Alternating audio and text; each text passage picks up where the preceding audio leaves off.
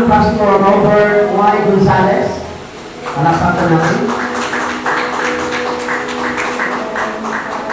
Ang Pastor Nobel George A. Luna. Yan.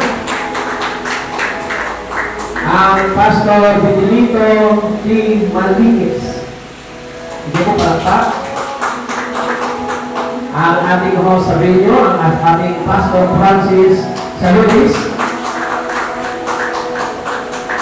Ang Pastor Joe Byron Tagliat. And then ang huli, nakuha ko lang kayo sa isang prinsesa abuse na unang kauna-unang ang Pastor Hilda Sensi Francia. Francia. Okay. Ayan po, mga kagalang-galang na ordinary council at leaders ng AMC. Malugod ko pong ihahapag sa inyo ang 11. Yung pong 11 ay umalis na nga po. So, ang 11 po ng maluwag. Hindi ang inyong basbas. Tinatawagan ko po ang Pastor Remo Missionary para tayo pangulan ng Bishop Eddie ang Santiago. Magandang umaga po sa inyo lahat. Muli po. Ako'y nagaganap sa Panginoong Diyos at may pinag-usapan dito.